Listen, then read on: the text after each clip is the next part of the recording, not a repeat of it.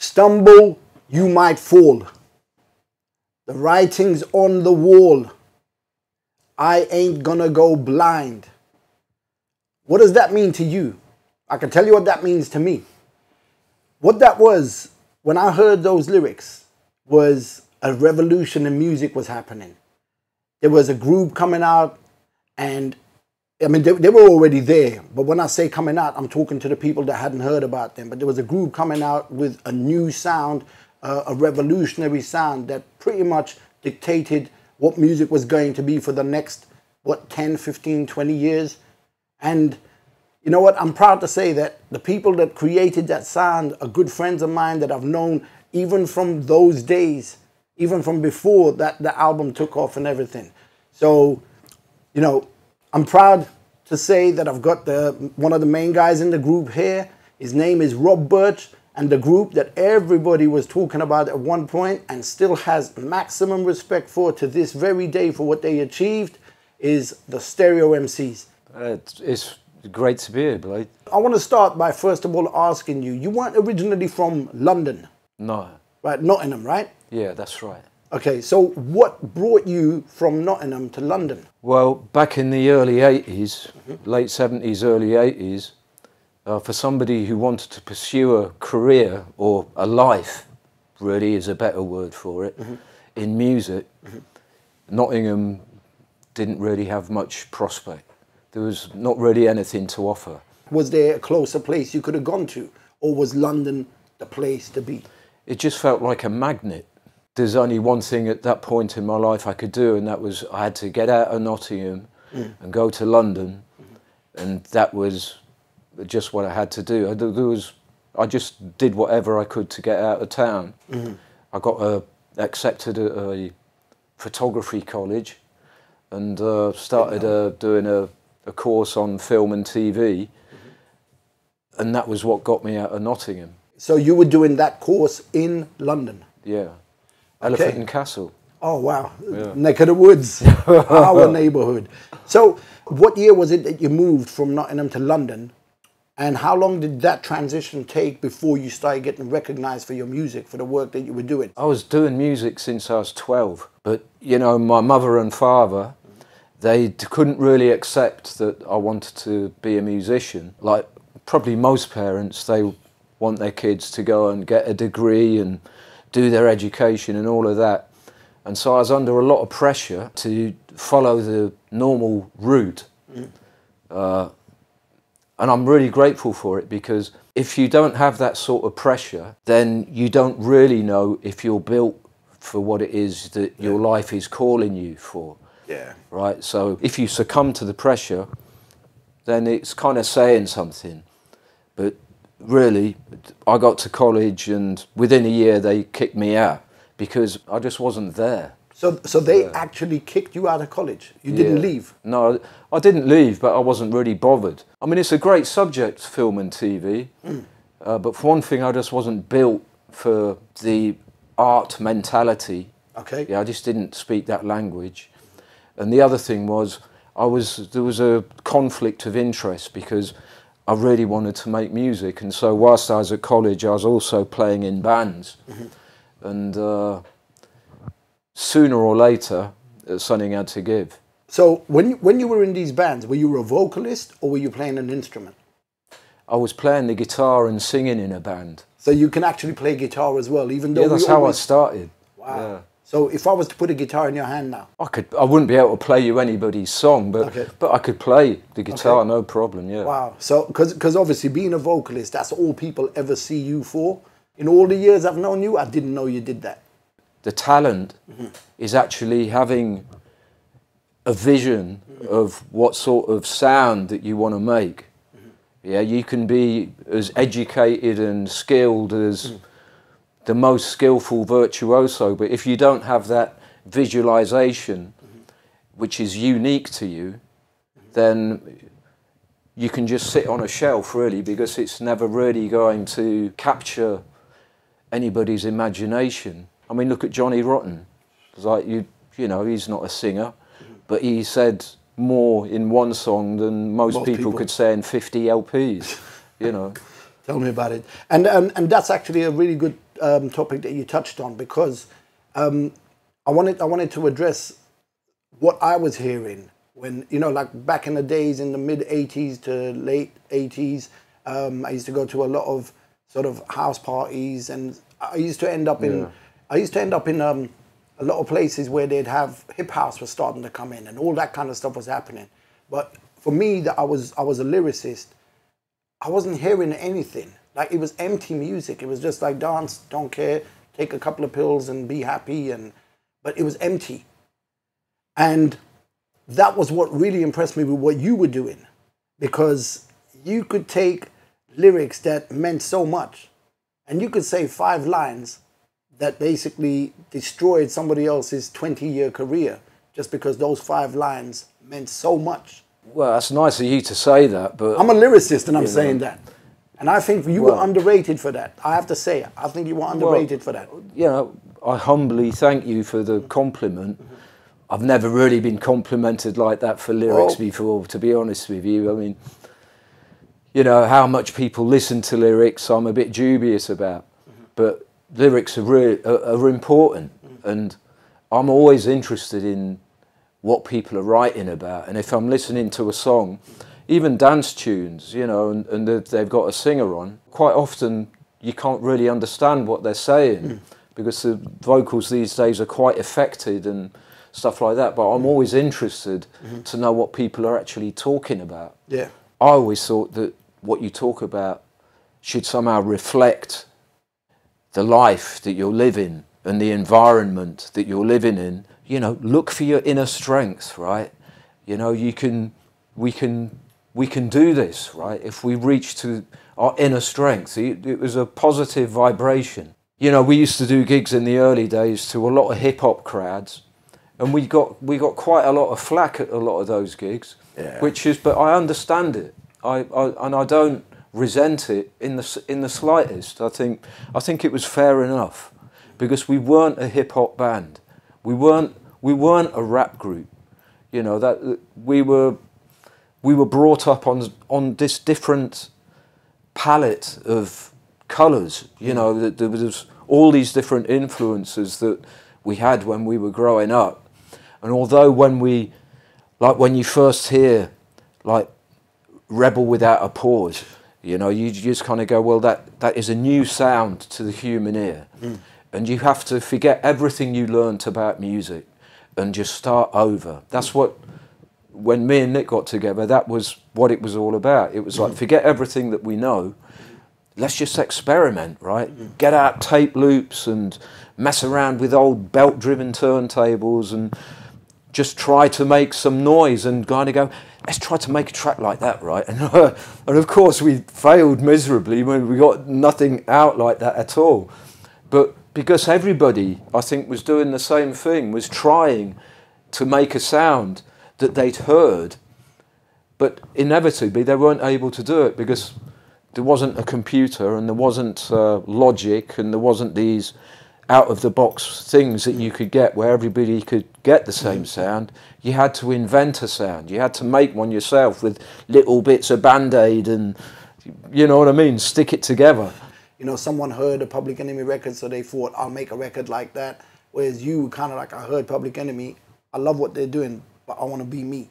But you don't think like that, do you? I mean, you've done the same thing, so same as loads of people. You know, maybe that's why it was an advantage to us not to be purist rap guys, because we had a whole bunch of different stimulations, and what we loved was a groove. So really we were playing like disco music, but I was rhyming on the top of it, you know, and like, you know, I love the old funk music, and even Casey and the Sunshine Band. I loved the grooves, the vibes of their grooves was just like, it just made me want to move. And the whole vibe was, well, if it doesn't make us feel like we want to move, then the track ain't going anywhere. By groove, I don't mean it's got like you've gone and taken a great groovy beat and it's got a funky bass line and that. I don't mean that at all, because Public Enemy, to me, they had a groove, right? It was a raw groove. But their music was abstract. but it grooved. Whereas some of the underground music, it just felt like it was formulated. There was a formula to making some of that underground music, and it was just felt dead. You know, the beats were dead. You know, so occasionally I'd be DJing at a place and someone would bring me a record and giving me a hard time because I didn't play it, right? Because you listen to it and you go, I can't play this because it's the beat. The beat is a dance floor killer. Yeah. It's just going to kill the dance floor.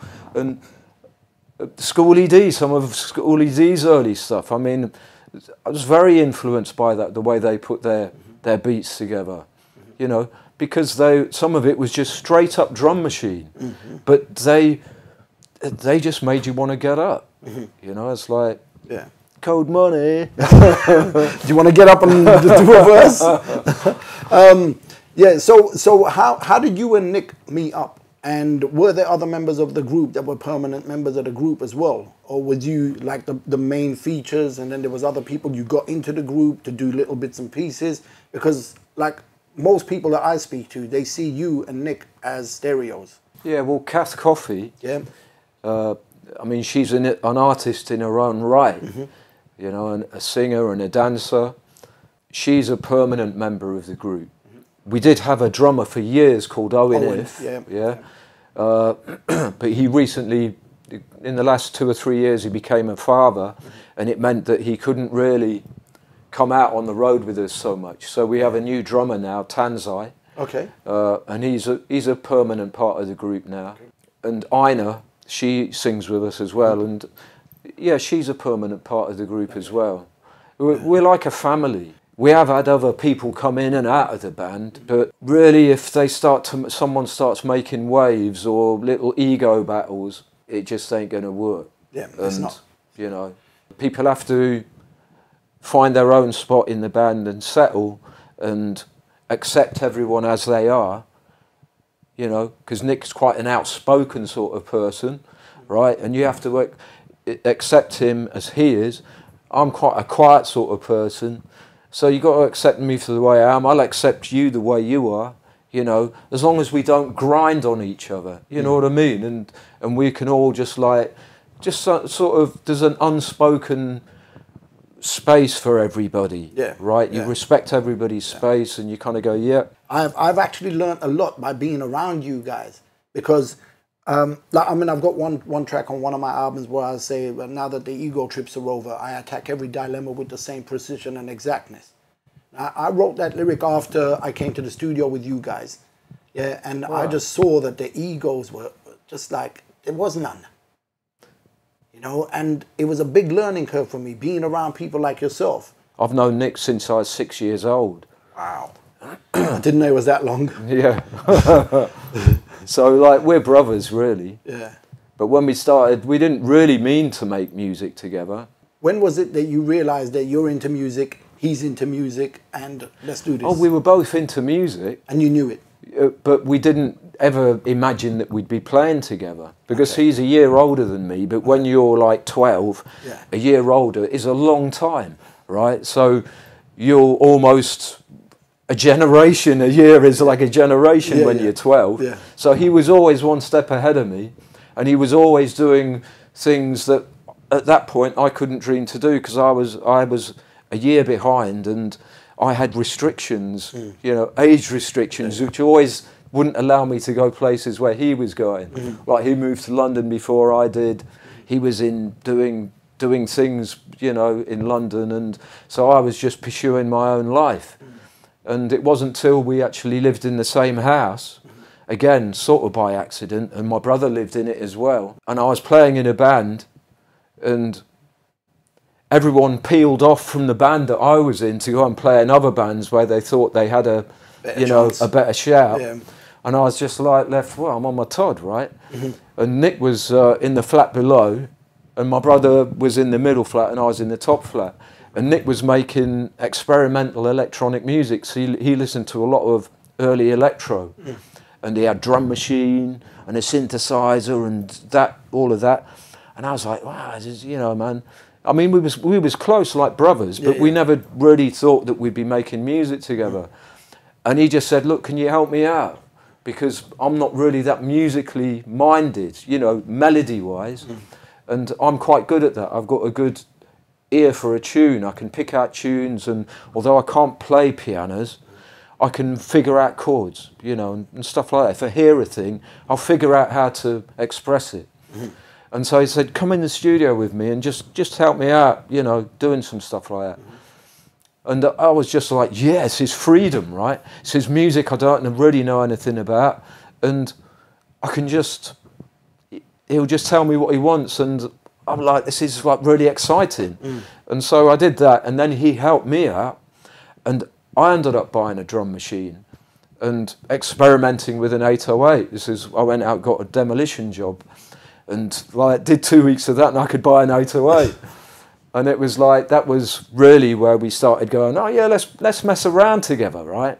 And we started making tape loops, and, you know, you got a drumstick and a tape recorder over there and a tape loop going around the room to make drum beats and stuff like that. Yeah. And we just started experimenting, and that's how we made our first recordings. You know, we tried going around record labels, making cassettes and all of that, and it was just a big dead end. What track was this that you were This was Move It. Okay. All right. Our first single. Okay, all right. And so we thought, let's start a label. And I sort of knew John Baker because he's a bit of an entrepreneur. Talking of John Baker, what was your involvement with starting G Street? Well, there was John Baker, there's Richie Rich, the scratch DJ, yeah. right? Yeah. And there was us. And the idea was that we were going to start a label, and we'd like start it together. All four of us was... because Ziggy had a modelling agency at this place on G Street. And so the ground floor was going to be the record label, the top floor was the modelling agency, and downstairs we built a studio. I physically helped build the studio and put the fiberglass in and all of that. Wow. Yeah, I was like, boy. And, yeah, luckily we had a bit of money come in, which enabled us to finance it as well. And that's how it kicked off, really. And, you know, like I say, with Richie Rich, he used to get the records pressed up and go out in his van and take it round the record shops. And we'd all stamp the records down the office, you know, and we recorded loads of different guys down the studio, like Big Acid House guys, you know, from America come down to record there.